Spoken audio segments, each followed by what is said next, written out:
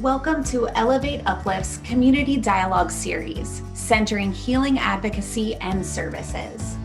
The Elevate Uplift project seeks to deepen and broaden the lessons learned from the National Sexual Assault Demonstration Initiative project and engage with organizations to change practices and expand their understanding of healing.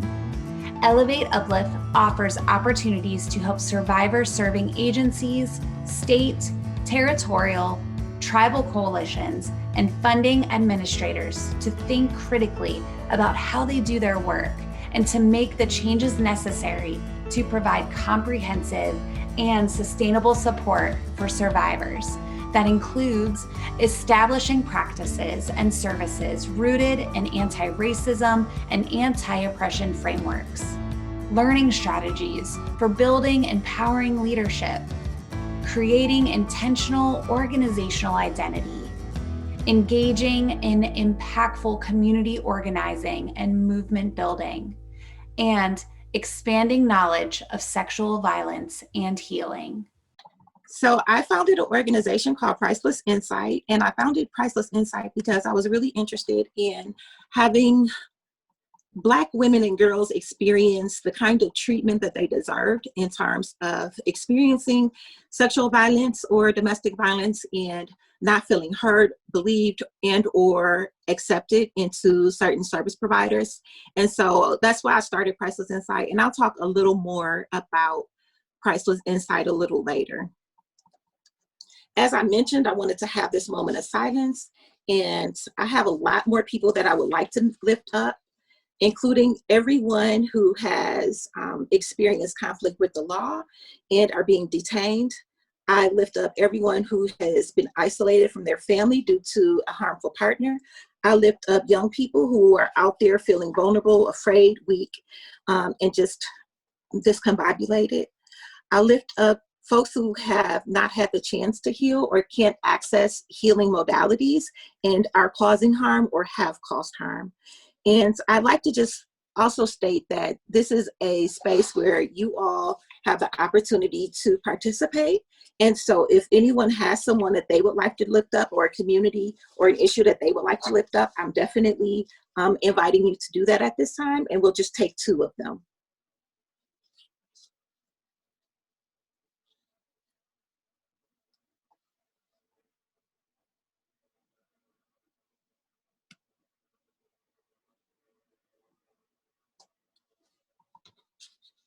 Okay, so I've given it a little time, and I'll just continue on with lifting up people who are engaging their mental wellness on a daily basis. I lift up people who have numbed their pain of their past and present with addictions that are both socially acceptable and otherwise.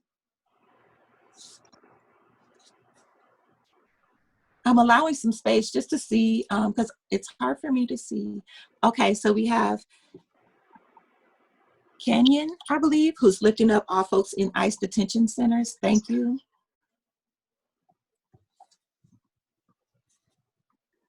I lift up Black girls who have been adultified in schools. I lift up survivors of genocide. I lift up my trans sisters who are being murdered at alarming rates and being misgendered and not receiving the services with dignity and respect that they deserve. I lift up all the healers and the cycle breakers.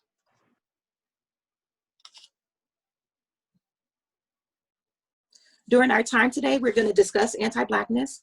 We are going to review some past incidents of anti-Blackness, and we are going to give some present examples, and also we're going to prepare for a future free of anti-Blackness. And I see in the chat that someone would like to lift up the Lancaster, Pennsylvania community dealing with the murder by police and harsh response to protesters trying to hold police accountable.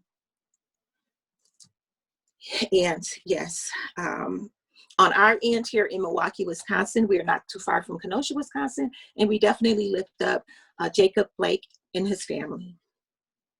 And I like to just add that this was truly a labor of love, putting together this presentation. And this is not the experiences or I'm not representing the experiences of all Black people. We are not a monolith. We each have different experiences that we come to the table with. So with me pulling together this presentation, you know, I had lots and lots of examples to pull from. And one thing that I wanted to mention is that it required me to do a lot of continuous grounding exercises through music, physical activity, things of that nature. And for you all who are participating in this, if you would like to, you know, get up and stretch, or, you know, just kind of work through some of the information that you're receiving physically through exercise or stretching or aromatherapy, then please, by all means, make sure that you are taking care of yourself, because in order to speak truly and truthfully about the experiences of anti-Blackness, then we're going to have to get a little muddy. And so this is going to be the process of us sharing truth and recognizing truth and moving forward. So I learned from Dr. Joy DeGruy, and Dr. Joy DeGruy has a presentation where she talks about post-traumatic slave syndrome. And this is when I first learned the information that I see now, and that you all see. So you see a picture of a man that says Blumenbach, and then you see another picture of a man, and his name is Linnaeus, Carl Linnaeus. And so these two folks are really significant because they have used stereotypes against Black people, and those stereotypes that they have illustrated have been basically the foundation of how people in North America have been socialized to view Black people. And so you're essentially socialized into anti-Blackness, just, you know, like up on birth. And so you'll notice that a lot of my slides have 1619 until, because a lot of these things are still going on. Even though Blumenbach, he had a theory that because the skulls of people were white, then that meant that the first, you know, Aboriginal people on this planet were white, and somehow Black people were a deficit. Carl Linnaeus, he was the founder of the modern taxonomy. So he is the person who invented like the species, the families, you know, the different orders in which people were grouped into. And this is important because he did this for animals, he did this for plants, and then he eventually began to do this for people. And his word went really far back in the 1700s, and people really believed that they were correct in their assumption that Black people were somehow inferior. And I am just going to pause for a second in case we need to switch facilitators for interpretation.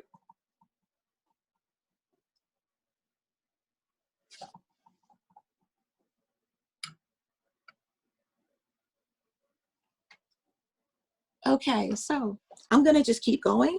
So Carl Linnaeus classified Black people as, or enslaved Africans, I should say, as phlegmatic, meaning like not really emotional, having little or no emotion, being cunning and always, you know, like trying to achieve things through deceit, lazy, lustful, careless, governed by uncontrollable or unaccountable mood or behavior, and then devoid of light. And so these things are very important in understanding anti-Blackness in North America and also throughout the diaspora, because if you look at what's being shown in media, in pretty much anything that you can think of, you will see the reiteration of these stereotypes about Black people across the gender spectrum. And so we're going to dive into like some visuals around how this shows up, and also talk a little bit about the cycle of socialization.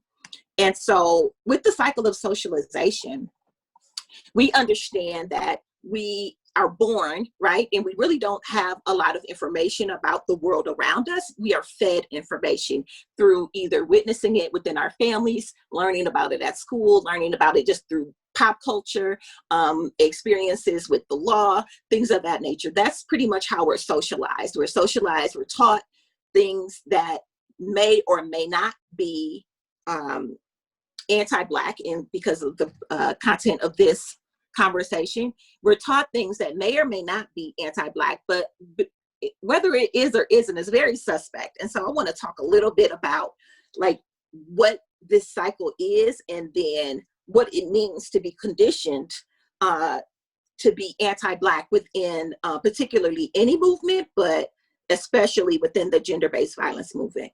And so I talked a little bit about Blumenbach and Linnaeus, and they came actually a lot later on in terms of when slavery, air quotes, began.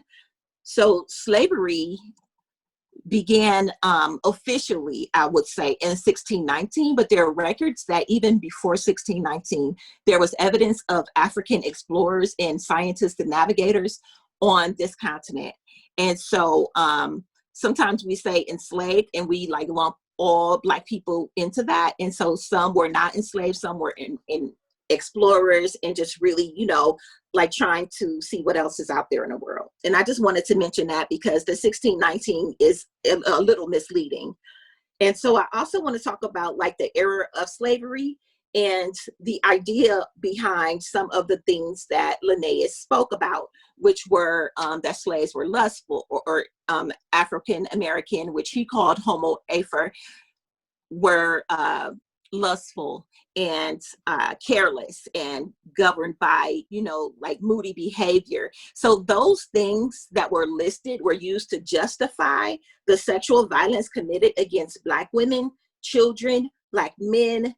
And because these things were legal, you know, there was no way that a Black woman or African woman or child, where anyone could say like, hey, don't do this, because not only was it legal, but slaves or enslaved people were considered property. And so when we talk about the sexual violence and the domestic violence and just gender-based violence movements in general, like we are literally talking about the rape, the incest that was forced upon mothers and people who were enslaved. We are talking about so much more that, you know, right now, currently, we are, we're seeing some of the effects still today. So once again, you'll see 1619 continuously throughout this presentation.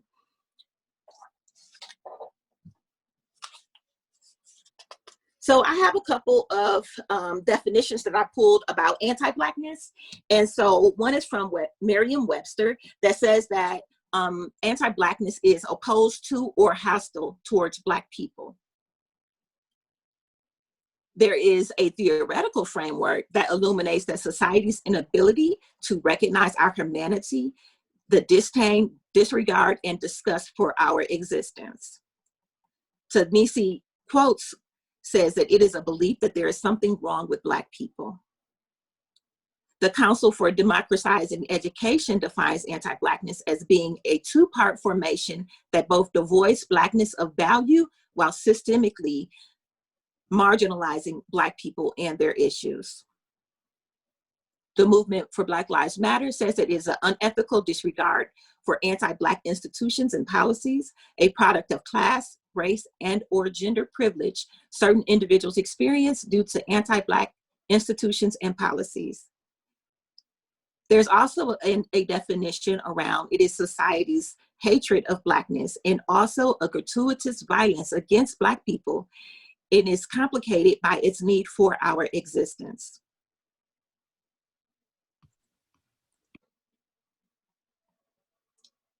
And I am just trying to continuously pause and just take my time through this, not only because we have interpreters, but also because this is a lot of heavy information that I'm sharing.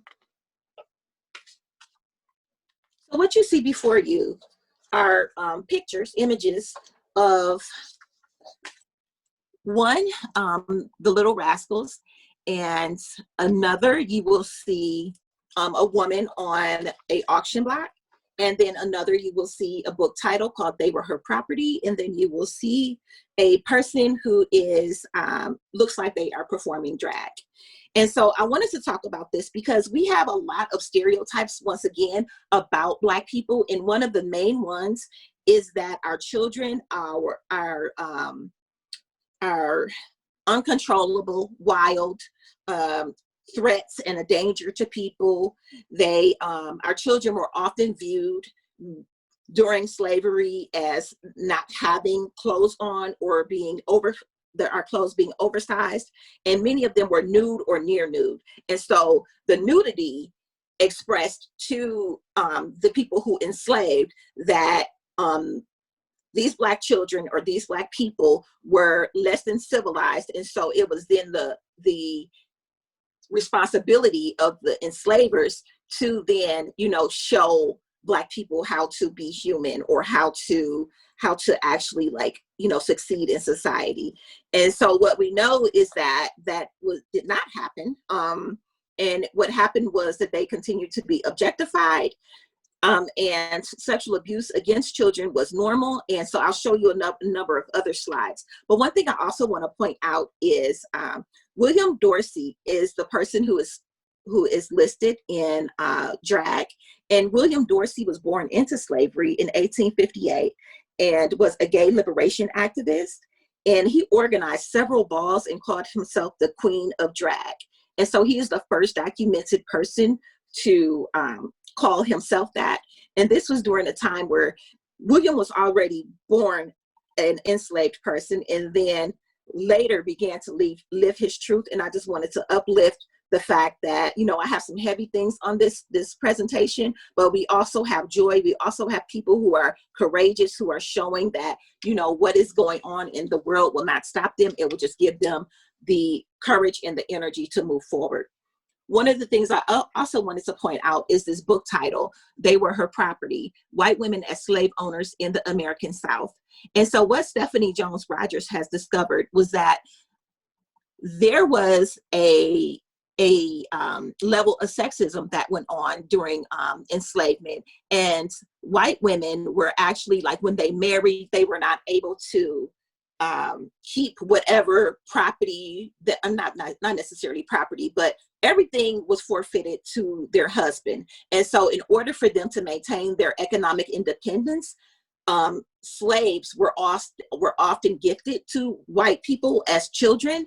And then also slaves were not considered property that their husband could access. And so she maintained a level of independence by keeping slaves. And I think it's very important for us to point that out, because the comparison of Black women and white women it's so stark, and we need to recognize that there were some things that went on during slavery that we should atone for and reconcile, And so one of those things is this is an image, this slide, I should say. The first picture, you will see babies, Black babies, and an alligator. So Black babies were literally used as alligator bait. You'll see a picture below where it is a Black person, a Black girl, who is has a fan over her genitalia and exaggerated lips and eyes and hair. And this image says, "Honey, I was waiting on you. I was waiting for you." And then you will see Celia, a slave, and then you'll see an image of some straw stirrers. And all of these images objectify Black women, right? And Black children, Black people. But particularly when you look at this image of this young girl, this was a postcard. This was advertised throughout, America. And it's important for us to recognize that the children were adultified, and this still goes on today. And so, and with these stirrers, you will notice that this young lady, I think they call her Nitty, she has 3 different sort of body sizes. And so the older that she gets, the more she becomes developed, which is super hypersexualizing Black girls. And the story of Cecilia is that she was being raped by her master, her enslaver, and she actually defended herself and was put to death because she tried to defend herself against a person who owned her, air quotes.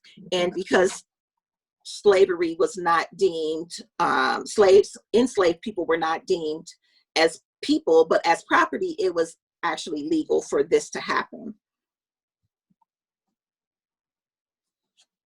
So here we see a number of, well, what I will call Black children, right?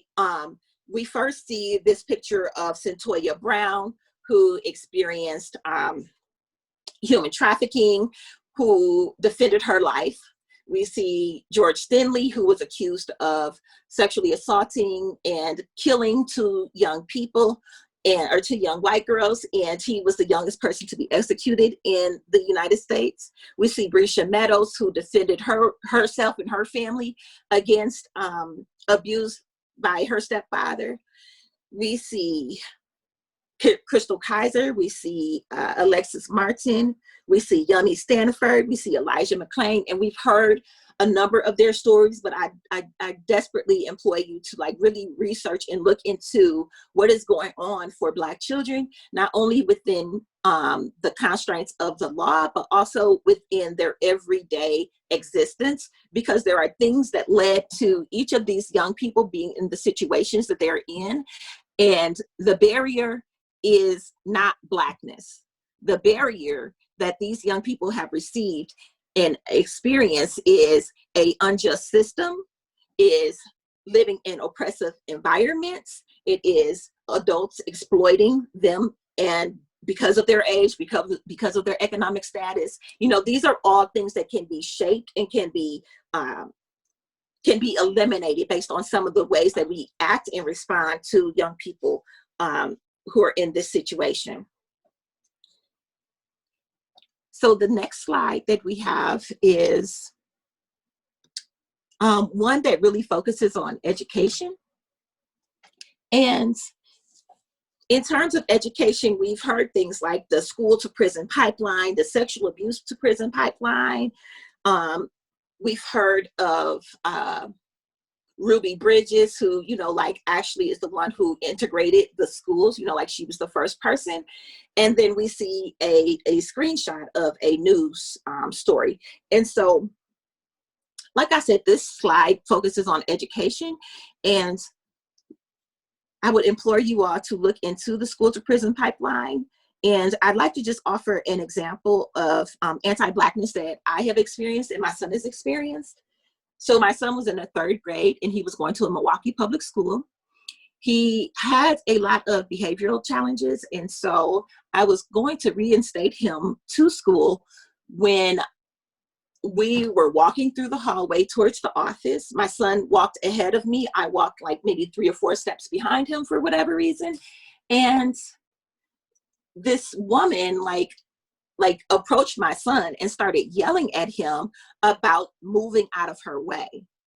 And I asked her, and she was a teacher at the school. She later told me, but I said, why are you talking to my son that way? She said, oh, because I just know that he's a problem. And I said, no, you don't get to talk to him like that. You know, speak with him with respect. But this is just one example of how our children are, you know, they are labeled, they are treated with disdain in schools. And it started with Ruby Bridges, and it still extends to what is going on today. And actually, it started with us not being allowed, air quotes, by law to educate, to be educated, to learn to read and write and things of that nature. And now we see an erasure of our history. And we also, in addition to that, our teachers are displaying bias and anti-Blackness and leading young people to disciplinary actions and suspensions at early ages, when those things could be eradicated if we are like actually speaking and learning and growing in terms of our biases, both conscious and unconsciously, and or if there's no way to consciously or unconsciously address that bias, then I mean, maybe folks just need to choose a different profession, because our children are literally being funneled into prisons based on people not knowing how to be culturally competent or how to be culturally aware, and not just tolerant, because tolerant, no one wants to be tolerated, but we all want to be accepted, you know? And so I have more examples of anti-Blackness. And in the first slide, you'll see the most dangerous place for an African American is in the womb. And that is absolutely a anti-Black attack on Black women and children. We have a slide next to it that says tired of poverty. It says finish school, take any job, get married, save and invest, give back to your neighborhood. And this is called the urban cure. So first of all, these billboards are triggering because they're both billboards, but they're very triggering. And in addition to them being very triggering, we can also revert back to some of the language that Carl Linnaeus and Blumenbach mentioned in the characteristics, air quote, stereotypes of Black people. These fall right in alignment with what they've spoken about. We also have an image that is a news clipping of natural Black hair being called a civil rights issue. Like our hair, as it grows on our head, is now a civil rights issue. And I can speak to this because while I was employed for a sexual assault service provider, there was actually a policy that targeted me in the way that I wore my hair, that was created while I was employed for the organization, and it did not impact anyone else because I was the only Black person there. And so I'm very clear that it was anti-Blackness, and it was a painful experience to know that I was not welcome because of the way that my hair grows from my head. You'll also see a picture, and it is a way that media shows up as anti-Black, an extension of these billboards that you see. And you'll see that there is an image of a person who is Black, who has a Black bag, and it says that this young man is looting. And then you'll see an image of two white people, and their description says that they have found things. And so that is also a very, very blatant way to see that there is anti-Blackness in the media that we see and that we may not even recognize as anti-Blackness, but it's there. Here, we're going to talk a little bit about some of the medical environment that we are in. So Harriet Washington wrote a book called Medical Apartheid. And so if you're interested in the history of medical experiments on Black people and enslaved people, then please look that up. There is a picture next to the book cover that outlines the systemic racism and inequities that impact Black people during COVID-19. And there's so many of them. And so I want to kind of set the stage, the foundation of how some of these things are going on, and then also lead into how this impacts our work as service providers. And so some of the things that happened during enslavement is that doctors, like I said, they based their understanding of Black people or enslaved people as like stereotypes and just information that was passed on to them. And so one of the things that we found back in 1619 and that you'll find in this Medical Apartheid book is that like doctors perceive Black women and Black people in general as having a high pain threshold, which meant that you can treat them any sort of way. We are treated as if we are exaggerating our pain, and drug seeking and things of that nature. And so I have a couple of stories that I would like to share with you all. One of which is that I was diagnosed with a condition called endometriosis pretty early on, so in my early 20s. And prior to being diagnosed, I was treated with anti-Blackness with the hospitals and the medical providers that I would see because I was complaining of pelvic pain. And that complaint was taken as I must have a STD because I'm a Black girl who is active, who is complaining of pelvic pain. And so for about 5 years, my complaints went on deaf ears. And finally, a doctor performed a discovery surgery. And during that surgery, she did find endometriosis. And so that was in my early 20s. And at that time, I had a world-renowned specialist, endometriosis specialist, and he was an older white guy. And I asked him for pain medication, and he stated that if he gave me pain medication, that I would sell them. And so I couldn't get any, even with documented pain, even with like this being a part of what I should have received, with also dignity and humanity, right?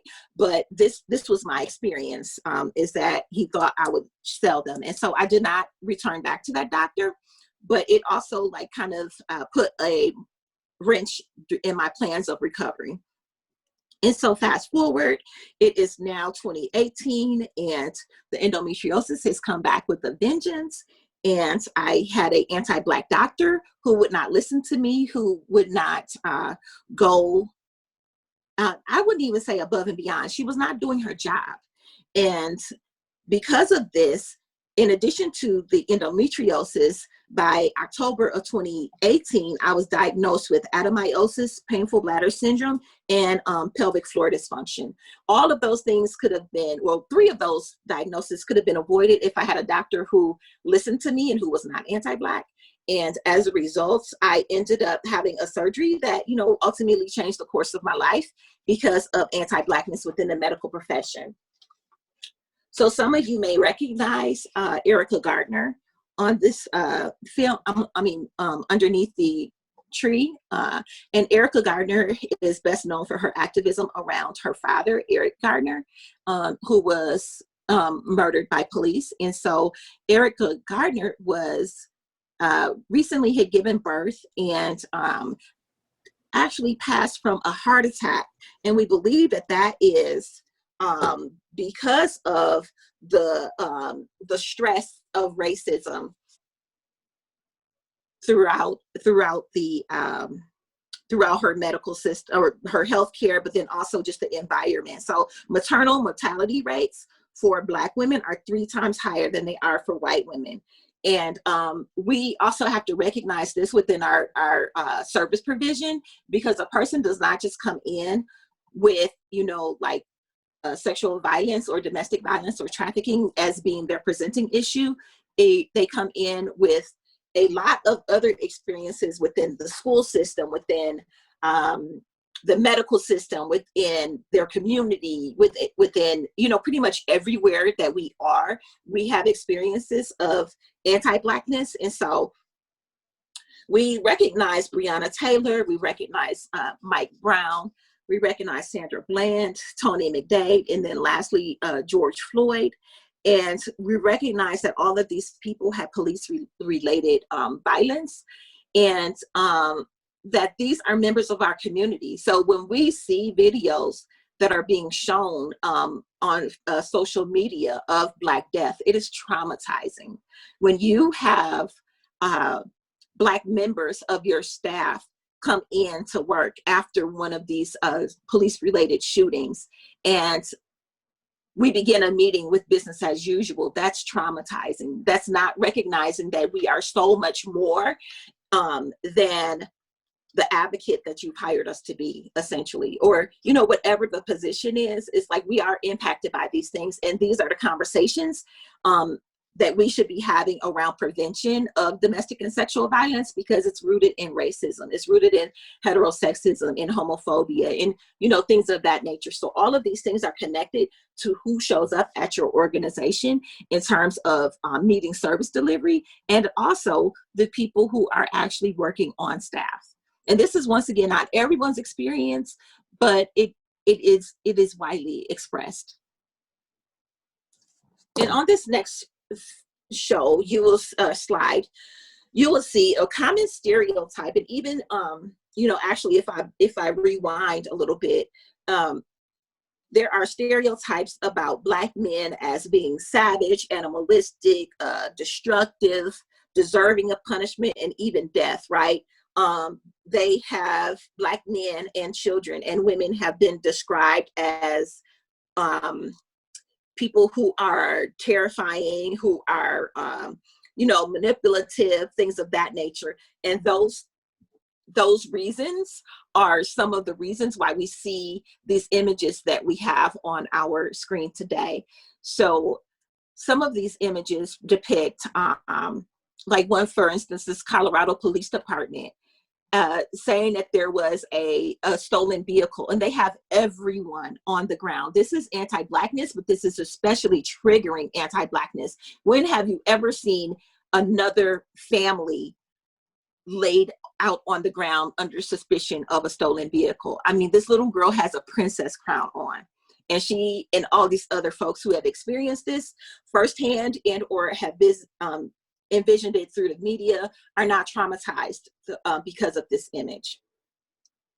So we also have an image of Dontre Hamilton, who was a Black young man who has experienced mental illness, and he was asleep at a park in Milwaukee and was basically killed while he was trying to orient himself to where he was and why he was being attacked.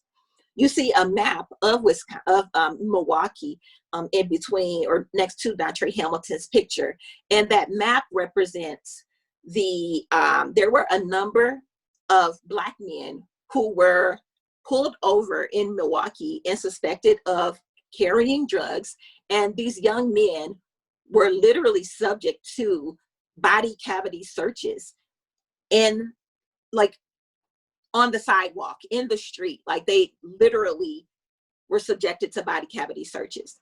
And so the system found that that was sexual assault, and those victims of sexual assault have been, added onto a settlement. And the thing is that we don't want that sort of thing to happen, period. We don't want people to be, to have their rights violated. So we also have an image of CeCe McDonald, and we have an image of CeCe, who was actually with a group of friends who were attacked by a group of racist people. And CeCe was actually given jail time for defending herself against a person who chose to do her harm. CeCe is out of prison at this point and has been really active in sharing some of the ways that, we can avoid this sort of thing from happening, and just really like shining a light on the things that her experiences really brought out for people. And so we have another image, and this image is of a Black man that is chained to a tree, and then his arms are behind him. And this image is to help us remain grounded in some of the things that have been legal and are still legal for people to experience, and particularly Black people, men, women, children, across the gender spectrum. So we just want to make sure that we are remaining grounded and acknowledging that there has been a very painful past in terms of enslaved people and their ancestors and their descendants that are on this continent. So with gender-based violence, we know that we want to stop it, right? But we very rarely have a conversation about the folks who started this whole like gender violence movement. And they were literally like Black women at their kitchen table saying like, okay, we don't like slavery. We don't like our children being, taken from us. We don't like, so like naming all of the things that they have experienced. And that was the groundwork for feminism to then build on their shoulders, saying that, hey, we are opposed to slavery. And so now feminism is like, hey, we're opposed to sexism. And Black women and Black gender nonconforming folks, transgender folks are even so marginalized because they are not only, like saying that they don't want to experience sexism or oppression in terms of racism and the violence that goes along with that, but we also don't want to experience what we call that internalized sexism or internalized response to racism. And so from a historical standpoint, sexual violence has been used as a tool of slavery. And we must acknowledge the particular ways that Black survivors of sexual violence are failed by the anti-violence field and related systems. And we have to uplift the work of Black advocates and Black-led organizations as we call for justice, for healing, with survivors who are consistently ignored, re-traumatized, and rarely sentenced in anti-violence work. So the next slide, you'll see that there's a long history of Black women who have been doing this work, who have been naming the moment, naming the time that we have been in from abolition to freedom, which I just mentioned, to access to education, suffrage, civil rights, Black power, mass incarceration. You see a lot of work that has been done, and this is a artwork in a historical document that Black Feminist Future has listed on their website. So you're welcome to go there and to check this out. But know that Black women and Black and queer folks have been at the heart of this movement and are often overlooked and ignored. And our voices and our knowledge has been co-opted. And that's one of the other things that I wanted to just like point out. And so I'm going to move a little quicker because I have a lot of information to get through. And so I'll mention a couple of things about the slides that are coming next, and then really get into the meat of the sexual assault service delivery and the gender-based violence movement and anti-Blackness. So here we have a picture of Alice Walker, Kimberly Crenshaw, Audre Lorde, Octavia Butler, and Bell Hooks. And so and Moya Bailey. And so what is important is that the women that you see on this slide, and then on the previous slide, and the folks that you've seen, they've pretty much been naming what's been going on with this for a very long time. And so some people say anti-Blackness. Moya Bailey coined the phrase misogynoir, which is anti-Black racism, racist misogyny for Black women that they experience. In her speech, Ain't I a Woman?, Sojourner Truth spoke to anti-Blackness, but she didn't speak in that particular term. Alice Walker spoke to this thing called womanist, and that is basically another way to say that this Black person or person of color opposes sexism in the Black community and racism in the feminist community. And so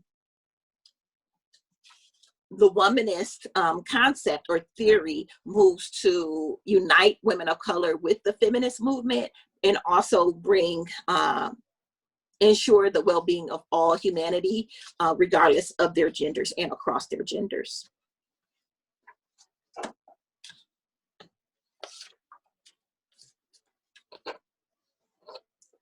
So next we have a image that is created by, or was created by, Lydia Guy. And Lydia did a great job of centering oppression and then outlining the connection between oppression with racism, sexism, ableism, anti-Semitism, classism, and heterosexism, and then leading them into the different experiences along the sexual violence continuum that could take place. And all of these things take place within a rape culture where sexist jokes and statutory rape and all of these things are considered the norm. And if we look back, we'll see that like Black women and children and men have, and people across the gender spectrum have been at the crux of rape culture since our existence on this planet. I'm so dramatic. On this continent of North America. And I want to just also express that, like, a part of the reason why I'm sharing this and a number of the other things is that we need to create space for some of these conversations where we address racism and the inequities and how they show up in the gender-based violence movement. And we also have to address racism in the survivor's experience. And once again, that spans between healthcare, it spans within child protective services, law enforcement, social service systems. It shows up everywhere. And so when I look at this in the center, I see all the ways that I have been impacted by oppression, racism, anti-Blackness. And then I also see some of the experiences of myself and the people that I have been charged to support.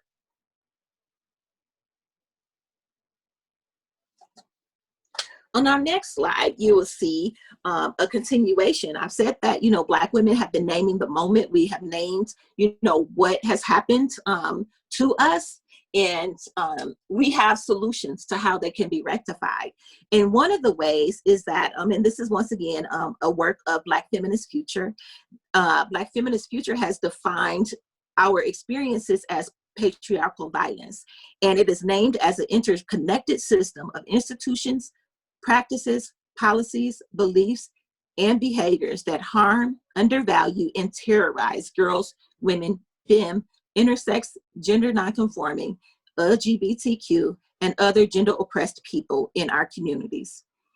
It is widespread, it is normalized. Once again, we talk about the cycle of socialization.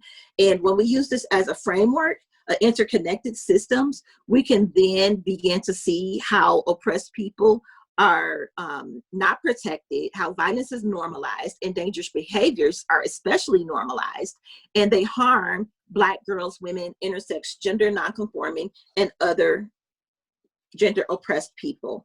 Patriarchal violence upholds, reproduces, and enacts patriarchy and other systems of oppression.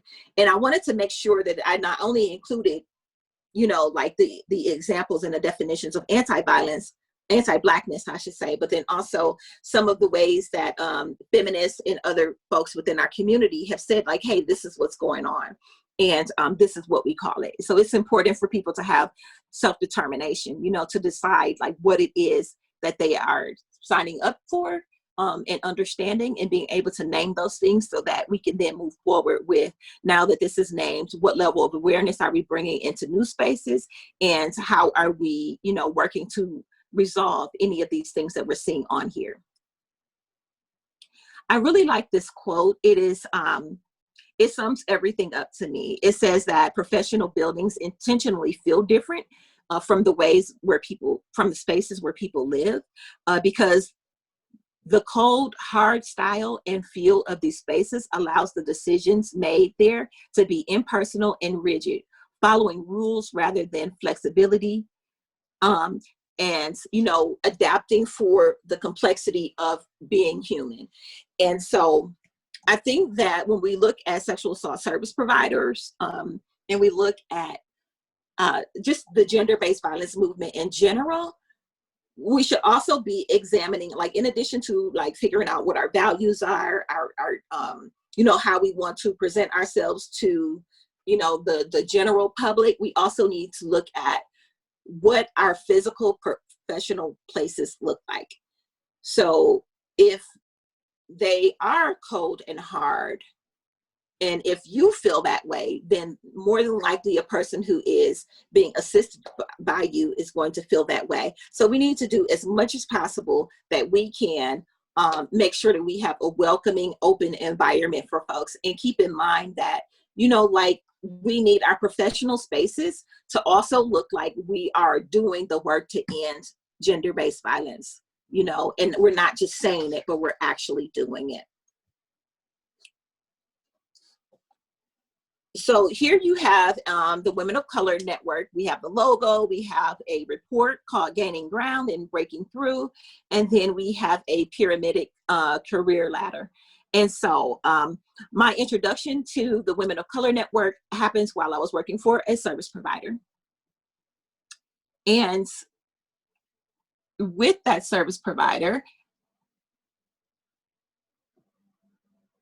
I'm sorry, I'm just making sure that I'm on point with what I need to be doing right now.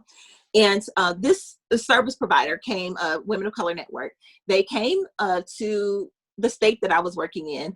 And it was so amazing for me to hear the life cycle of a Women of Color advocate from the Women of Color Network, because I began to feel seen, I began to feel heard. My introduction to the gender-based violence movement was a little rocky.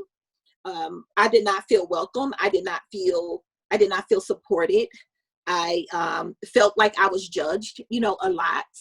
I had a lot of things said to me that were inhumane. For instance, one of my supervisors said that she did not know how I survived some of my experiences, and she couldn't understand literally why I was not a crackhead. This is literally what was spoken to me. Another one of my experiences with this particular place is, you know, like being yelled at, being treated in a very patronizing way, things of that nature. And the Women of Color Network, when they came out with the life cycle of an advocate, I feel like so many of us felt that it expressed a lot of the anti-Blackness that we were experiencing in the organizations that we worked for. And so you are welcome to go to their website and read some of their reports, because we have done reports, we have done surveys, we've done study after study after study that says, hey, this is how what you're doing impacts me. And to be quite honest, like, that's where we get stuck. There becomes this place where we don't know what to do and what should we be doing, and no one knows what to do, but we keep producing reports that say, hey, this is what needs to be fixed. And so one of the things that I would say is that we, you know, like, actually do some work. You know, don't be afraid to start, don't be afraid to mess up. Own your mistakes, like, do some of the same things that we are expecting men to do in terms of how we are impacted by sexism. These are some of the same things that need to be done in terms of how you are causing harm by anti-Blackness, or how we are experiencing anti-Blackness from our own words and what we deem as justice being served. So in this report, Gaining Ground, Breaking Through, I just want to read one of the quotes from there. They say that there's a persistent pattern of non-diverse leadership and style of service provision in local, state, and national programs, which has replicated status and structure that maintains privilege for those who are white, heterosexual, college-educated, non-immigrant, non-native, and older, and to marginalize all others, thus developing a mainstream advocacy approach that fails to meet the needs of all those who fall outside of the mainstream. And so I think that speaks volumes to a number of things that we have experienced. And one of the other things that I would just like to add is that we need a diverse leadership, which means that we're going to need some folks who have been at the table for 20 something years, and, you know, like, as the executive director of a coalition or whatever the case may be, like, we're going to need you to step back, and we're going to need you to, you know, embrace some of the Black women who are on your staff, and provide them with leadership opportunities, provide them with the information and the knowledge that they will need to step into your position, particularly if you're serving predominantly African Americans in your service delivery.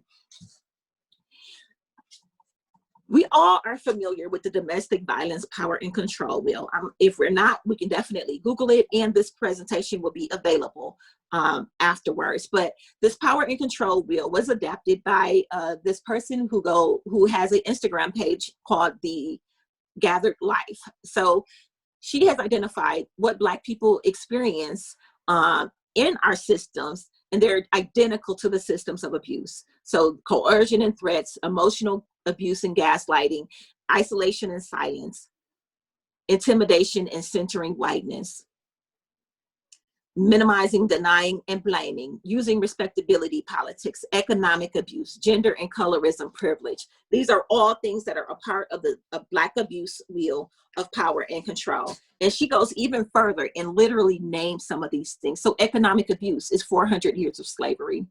It is school to prison pipeline. It is underfunded schools and social programs. It is cash bail bond systems. It's denial of the GI Bill. It's the welfare queen stereotype. It's the for-profit prison system. It is the digital divide. It is like colorism, the invisibility of Black women's deaths and issues, especially trans women. We see this as like awarding and promoting lighter skin aesthetics, voices, and visibility. We see this in coercion and threats, using derogatory language and threats of violence. We see online bullying and hate speech, calling the police on Black people. We see like so many different ways that have been named that, you know, are harming us in this Black abuse, power, and control wheel. When we move forward, we also see like the breakdown of emotional abuse and gaslighting. So making us feel like our experiences didn't happen, using the dog whistle language like thugs, ghetto, shady, hostile, attacking me, I know that I've been accused of being too passionate and angry. And these are things that, you know, like I should be angry at what's going on. And I should be allowed space to process through what is going on in a safe and healthy environment versus an environment that stereotypes and then now says that, oh, well, you're too scary to work with, or, you know, other ways that people show up when they do not want to take accountability for their racism and anti-Blackness. And so the emotional abuse and gaslighting continues, saying that we need more love, and misleading that statement with the fact that love is an action verb. And it means that we need to have mutual respect, equality, and reciprocity. So we've all been racialized, but when you say that you're tired of hearing about race, or you're always making it about race, like that is really a problem as well. One of the other things that I mentioned earlier, and I just want to reiterate. So well, actually I didn't say it in these terms, but America likes Black culture, but does not like Black people. And that's evidenced by every institution that you can name and think of, because all of them were created while Black people were still considered property. So America likes, you know, for instance, a certain type of braid, right? And on a Black person, it is not considered professional to wear a braid to work or braids to work. But then if it is on a celebrity who is white, or who has the aesthetics that are more socially acceptable, then it's trendy, and it's, you know, like this thing that is, you know, just a thing to do. And it really makes us feel as if, you know, like the things that we experience in terms of Black death, in terms of disparities in every system, are not dealt with, but what's dealt with and what's taken is actually our style, the way that we are able to move through things that are potentially harmful with what is considered grace and ease. But we have our own struggles, you know, and I think that's enough. I'll just talk a little bit about that. It's like there are stereotypes that particularly rest on the shoulders of Black women, where we are considered the strong Black woman, or we are considered as always like going off and snapping on people and being passionate, air quotes. And in that strong woman aesthetic, there lies that assumption that we are somehow not human. And it goes right back to the Carl Linnaeus piece, where Carl spoke about having Black people be void of emotion. Like, just because it appears that we are handling things well does not mean that we don't need to be checked in on. It does not mean that we have no emotions around, you know, the things that are happening. So I just wanted to just kind of share that, because I think it's very important in terms of our workspaces and even in the people that we serve. Like, so we may not see trauma or discontent show up in the ways that we think that we will see them, the ways that it's assumed that we will see them, but we may see them in ways that are stereotypes. So you may have a young person who's experienced violence sit at your chair, and what you would regard as this person being rebellious and not cooperative is this young person who is probably sitting in the second or third chair, where she now has to share what's happened to her to people who she thinks doesn't care about her, you know, like just as a broad example. So that she may be perceived as uncooperative and have layers and layers of so many other things going on. And so the Sasha Center is an organization that is a sexual assault service provider. They also provide prevention and education, and they provide a model for how rape culture, racism, bigotry, societal barriers, victim blaming, systemic barriers, demoralization, and exploitation. They provide us with this pyramid that is a triangulation of rape. Please go to their website and check out how this is an extension of the abuse that Black people experience through devaluing, dehumanizing, over-sexualizing, cultural appropriation, systemic barriers, denying resources, objectification, stereotyping. All of those things are listed definitely within our experiences, and within, once again, we go back to some of those stereotypes, like these are the things that some of the people who, you know, founded a lot of our early institutions felt about Black people. And so because they felt this way, it is continued. And it's up to us to make sure that in our service delivery, that it is not showing up, you know, and that we're taking the work of the Sasha Center and Black Feminist Future and the Women of Color Network. Like, we don't want to produce report after report after report telling people what is going on. We want folks to engage with the reports that are already there and start making changes now. So this is why I said, like, if you know me, you would know that, like, this diamond is perfect, because I use an analogy for the work that I do. And in that analogy, I work with, well, let me just backtrack. So I work with youth who've been impacted by violence, Black youth. And I also work with Black women and cis and trans within the Milwaukee community. And so in that process, I have been able to work on this curriculum called Diamonds Are Forever Priceless, and is named Diamonds Are Forever Priceless after a woman who I encountered while I was actually at a resource sharing project meeting, and her name was Darlene Ward. And I showed up a very broken and disheartened person at this meeting, just experiencing an extreme amount of anti-Blackness and just feeling like I was losing it. And I did not show up in the healthiest way. Okay, well, thank you. And if someone could mute their phone. Okay, so I did not show up in the healthiest way. And Black women came to me and gave me the support and the energy and the courage that I needed to forgive myself for the ways that I showed up that were not helpful, and also, you know, forgive others for the way that they showed up, because, like, hurt people. And so Diamonds Are Forever Priceless, these are the tools that I have used through my healing journey, and I open it up to young people to, you know, like, participate in this. And so we use the analogy of a diamond, and that is a proxy for a Black person, Black girl, woman, man, gender nonconforming, trans person in America. And we just walk through pretty much everything about a diamond and break that down into our day-to-day existence, and particularly as it relates to us as Black people in North America.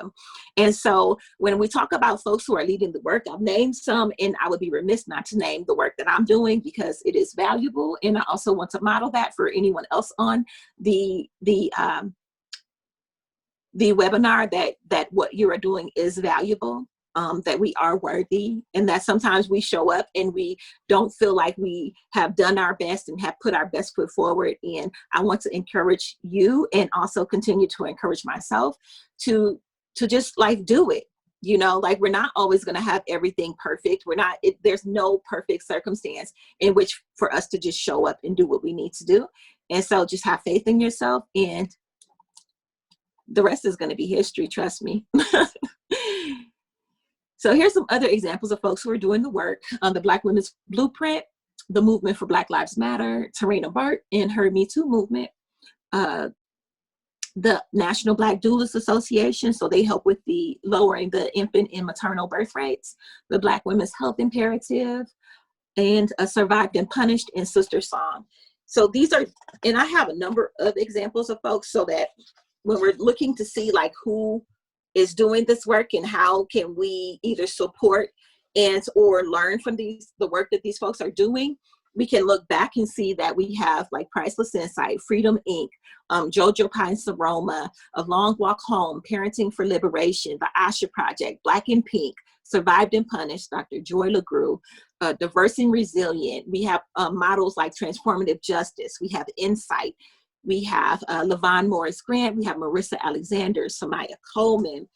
We have the Renaissance Network, Safe Sister Circle. We have Candy Lewis out in California. We have Zoe Flowers out in the East Coast, Adrienne Marie Brown Center for Court Innovations, the Swan Center for Advocacy. We have the work of Angela Davis and Beth Ritchie.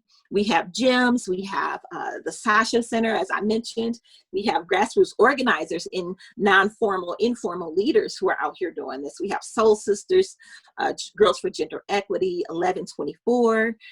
Dr. Thema, who is also on Instagram, and I highly, highly encourage anyone who is doing this work to look into Dr. Thema. She is excellent.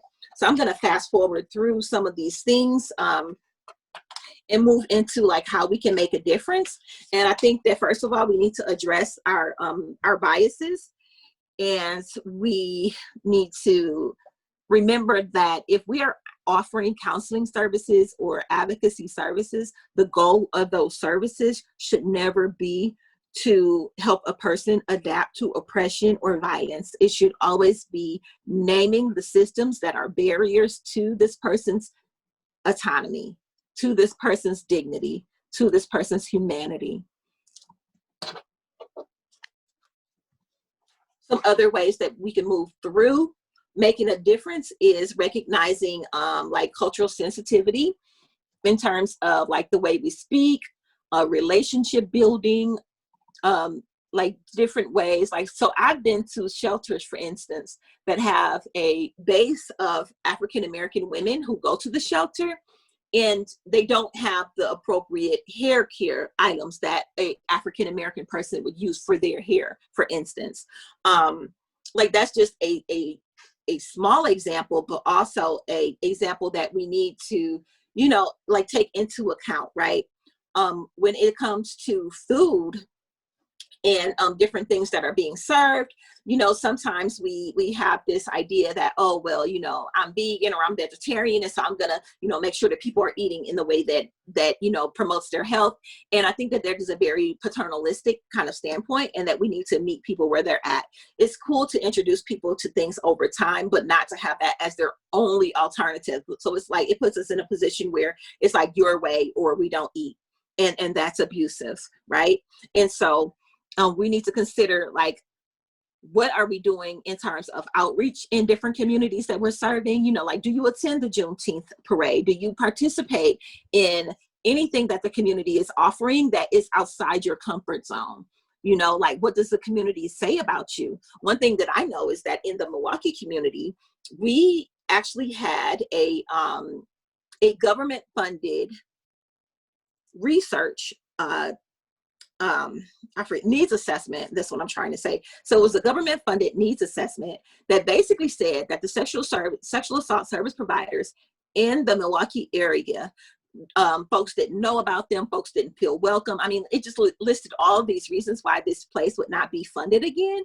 And once again, that place was funded. And so it's like, okay, well, you asked us what we think and what we, you know, how we would shift things, and then you fund this place and not hold them accountable. So we actually need funders and service providers in the general community to hold our service providers accountable for the services that they are facilitating or not facilitating.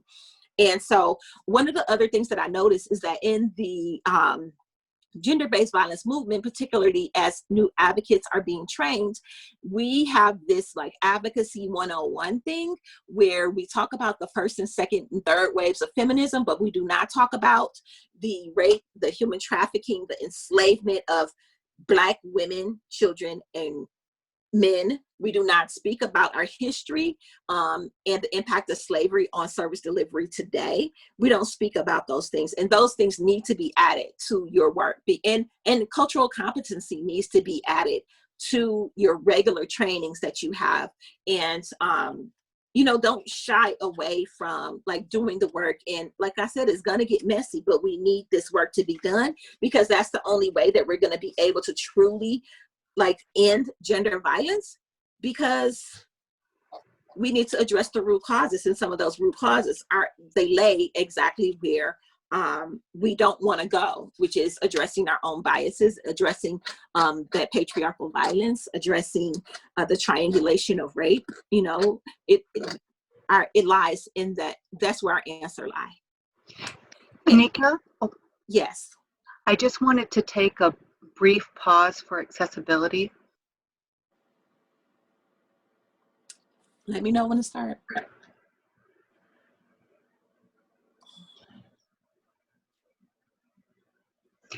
Go for it. Thank you.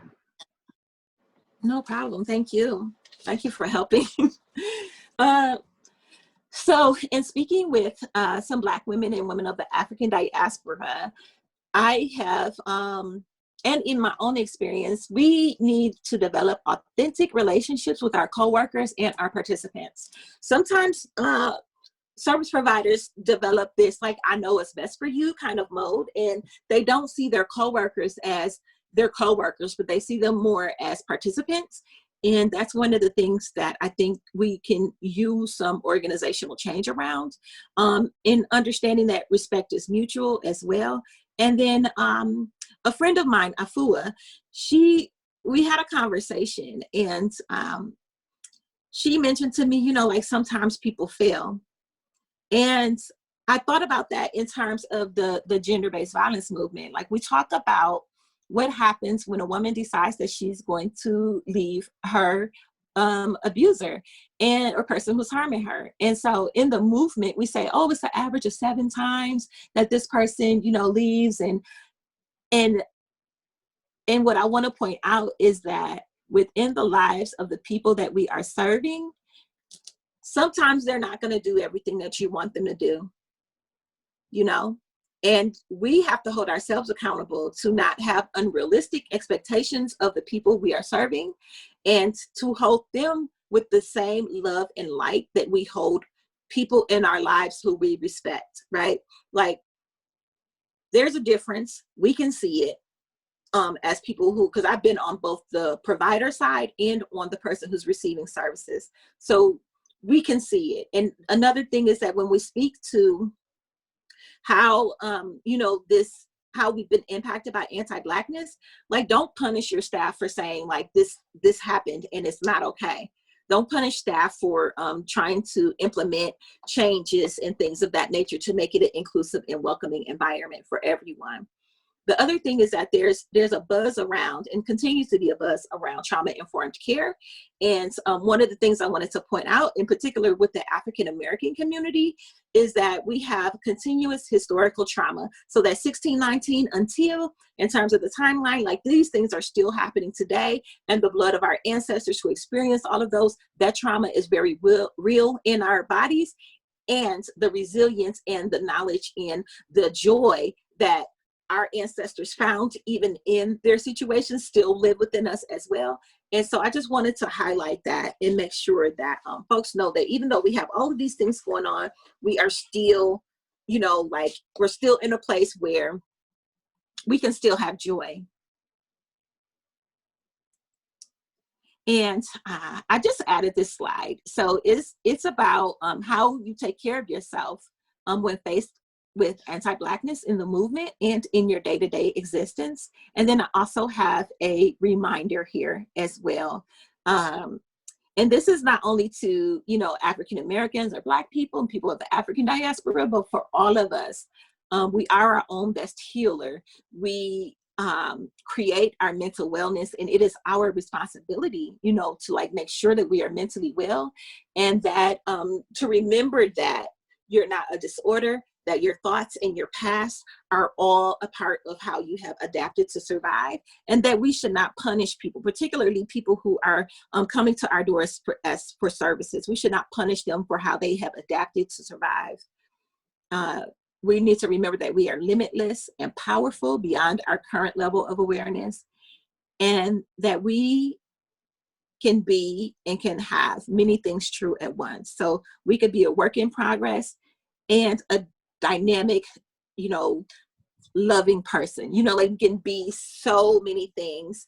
And I think that one of the things that our movement has done has limited our capacity to show up as bright and as brilliant as we are, but we absolutely can. You've been listening and viewing Elevate Uplift's Community Dialogue series. Elevate Uplift is supported by a collective of national organizations and Circle of Wisdom members leading anti-sexual violence work, and includes the Minnesota Indian Women's Sexual Assault Coalition, the National Organization of Asians and Pacific Islanders Ending Sexual Violence, the National Sexual Violence Resource Center, the Resource Sharing Project, and our Circle of Wisdom members who provide us with direction, expertise, connections, and influence. For more information, please visit www.elevateuplift.org.